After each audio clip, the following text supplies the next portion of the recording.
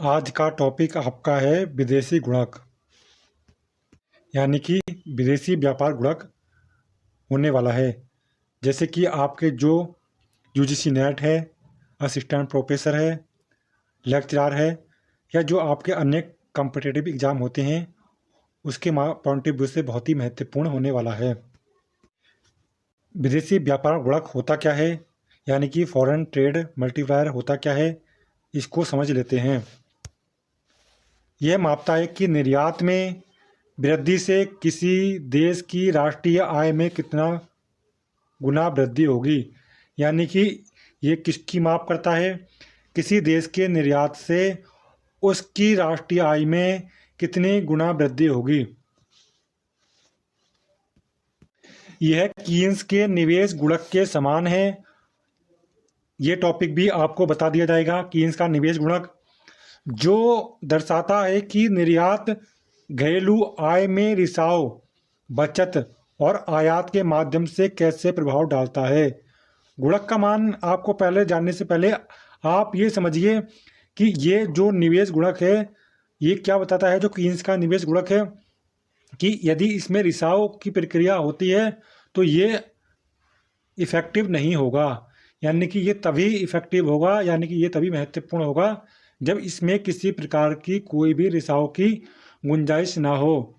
अगर रिसाव की प्रक्रिया इसमें जारी रहती है, रिसाव क्या होता है इसमें? जो राष्ट्रीय आय को बढ़ने से जो गतिविधियां ऐसी होती हैं, जो प्रक्रिया ऐसी होती हैं जो राष्ट्रीय आय को बढ़ने से रोकती हैं, उसी को हम रिसाव, इकोनॉमिक्स की भाषा में क्या कहते हैं? रिसाव कहते हैं। रिसाव का कारण बनती हैं। गुणक का मान कैसे ज्ञात करते हैं? तो गुणक का मान करते हैं 1/, आपका MPS प्लस MPM, यानी कि निवेश गुणक का हम कैसे ज्ञात करेंगे? 1/, इसमें डिवाइड करेंगे MPS प्लस MPM का। या फिर हम दूसरे तरीके से भी इसको दे सकते हैं। हम इसको 1/, क्या करेंगे? MPS प्लस MPM, इस फॉर्मूले से भी हम इसको ज्ञात कर सकते हैं। यानी कि आपकी बचत और आयात की सीमांत प्रवृत्ति पर निर्भर करता है। कितना जो विदेशी व्यापार गुणक है वो किस पे? बचत और आयात की सीमांत प्रवृत्ति पर भी निर्भर करता है। क्यों करता है? क्योंकि अगर आयात अधिक होंगे, आयात अगर किसी देश के अधिक हो जाएंगे तो हमारा विदेशी व्यापार गुणक इफेक्टिव नहीं होगा, उसका मान जो होगा वो कम होगा। और वो विदेशी व्यापार गुणक अगर आयात या बचत, कह सकते हैं बचत अगर अधिक होगी तो इससे निवेश भी अधिक होगा। जब निवेश अधिक होगा तो जो निर्यात है, जो निर्यातित वस्तुएं हैं उनका उत्पादन भी अधिक होगा, जिससे वो निर्यात हो सकें, जिससे कि क्या होगा? उससे हमारा राष्ट्रीय आय में वृद्धि होगी। जहां कम प्रवृत्तियां उच्च गुणांक मान को दर्शाती हैं। विदेशी व्यापार गुणक के मुख्य बिंदु की बात करें, यह दर्शाता है कि निर्यात में परिवर्तन से घरेलू अर्थव्यवस्था की राष्ट्रीय आय पर क्या प्रभाव पड़ता है। यानी कि जो निर्यात है उसमें परिवर्तन और जो घरेलू अर्थव्यवस्था है यानी कि राष्ट्रीय आय है उस पर क्या प्रभाव पड़ेगा, इसको भी जो विदेशी व्यापार गुणक है इसके माध्यम से जान सकते हैं। जो ये फॉर्मूला है ये आप देखिए 1, ये आपका दिखाया गया है। जो आपका MPS प्लस MPM, ये क्या होता है? इसका मान 1 के बराबर होता है।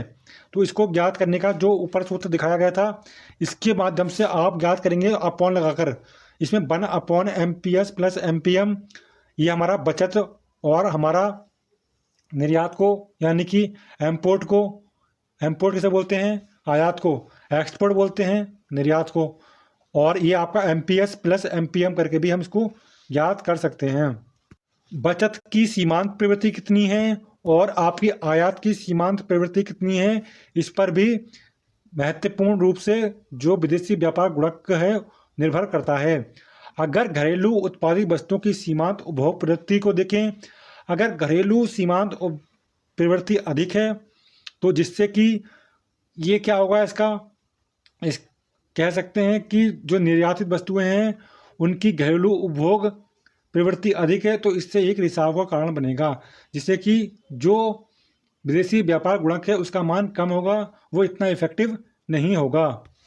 इसकी कार्य प्रणाली की बात करें तो निर्यात में वृद्धि से निर्यात उद्योगों से जुड़े लोगों की आय बढ़ती है, क्योंकि जो लोग निर्यात करते हैं, जिन वस्तुओं का उनका उत्पादन करते हैं, तो उससे उनकी आय में वृद्धि होती है, जिससे वस्तुओं की मांग बढ़ती है और कुल आय कई गुना बढ़ जाती है।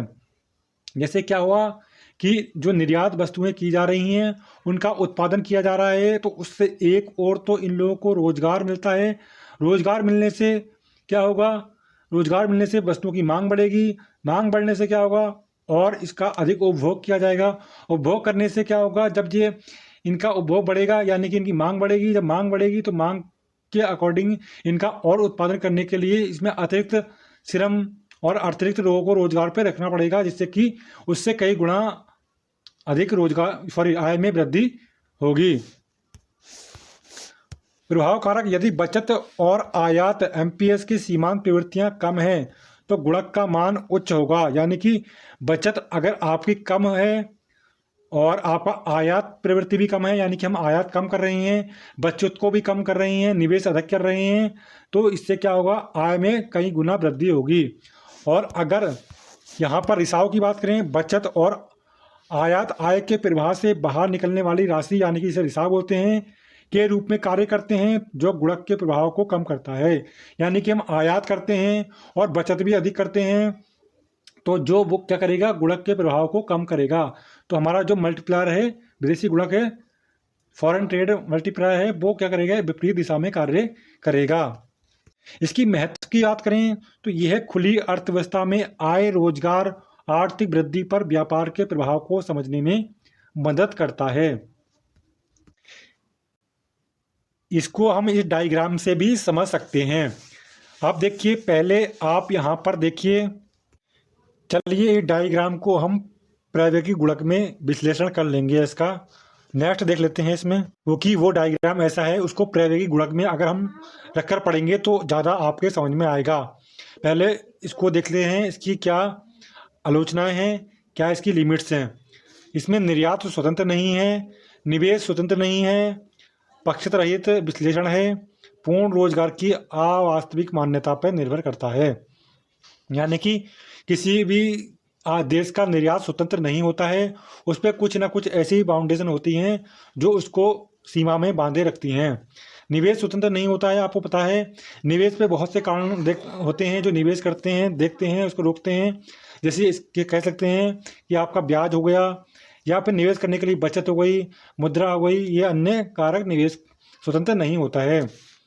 और पश्चात रहित विश्लेषण है, यानी कि यहाँ पर जो बताया गया है कि किस प्रकार से आपका जो विदेशी व्यापार गुणक जो समय पक्षता है, यानी कि पश्चात रहित, जो लॉन्ग लेस है, एनालिसिस नहीं करता है, यानी कि ये कैसे तुरंत अपना प्रभाव डालता है, इसके बारे में यहाँ पर बताया गया है। जो ये इसकी एक मुख्य आलोचना है।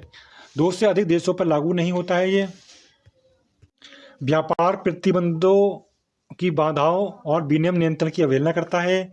मौद्रिक एवं राजकोषीय उपायों की अवहेलना ये करता है। यानी कि मौद्रिक और राजकोषीय उपाय किस प्रकार से किए जाएंगे, इसके बारे में भी इसकी अवहेलना करता है। मौद्रिक उपायों की और राजकोषीय नीति की ये अवहेलना करता है, यानी कि इसको ये इम्पोर्टेंस नहीं देता है। व्यापार प्रतिबंध हैं, यानी कि बाधाएं हैं, विनियम नियंत्रण है, इसकी भी अवहेलना करता है कि व्यापार में कौन कौन से प्रतिबंध होते हैं, क्या क्या बाधाएं आती हैं। ये एक जो निर्यात है, यानी कि विदेशी गुणक है, विदेशी व्यापार गुणक, ये इन चीज़ों को नहीं देखता है कि उसमें क्या बाधाएं आ सकती हैं, क्या नियंत्रण हो सकते हैं, इन चीज़ों की वो अवहेलना करता है। लेकिन इसकी महत्वपूर्ण इम्पोर्टेंस की बात करें, इसकी इम्पोर्टेंस भी कम नहीं है। निर्यात संबंधी नीतियों का आधार है ये कि कितना निर्यात किया जाएगा, कितना आयात किया जाएगा, इसका अनुमान हम इसके माध्यम से लगा सकते हैं। भुगतान संतुलन में सुधार, मतलब कितना हमें हमारे ऊपर भुगतान संतुलन का प्रभाव पड़ा है। हमारा भुगतान संतुलन घटा है, बढ़ा है, घाटे का है या बढ़ा है या अधिक का है, हम इसके बारे में भी जान सकते हैं। इसका भुगतान संतुलन में सुधार भी हम कर सकते हैं। हम आयात को कमी करके निर्यात को बढ़ावा देकर भी हम अपने भुगतान संतुलन में सुधार कर सकते हैं।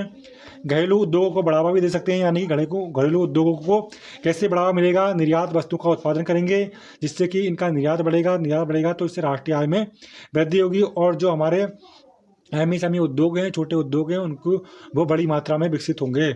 विदेशी निवेश को प्रोत्साहन होगा, यानी कि जब हमारे निर्यात होगा, निर्यात से जो विदेशी मुद्रा आएगी वो हमारे देश में आएगी, जिससे कि हमारे देश में जो विदेशी मुद्रा है वो बढ़ जाएगी, जिससे कि हम और आगे जो व्यापार करेंगे उसमें और कई गुना वृद्धि होगी। तो ये आज की महत्वपूर्ण अपडेट थी, आज की महत्वपूर्ण क्लास थी। जय हिंद।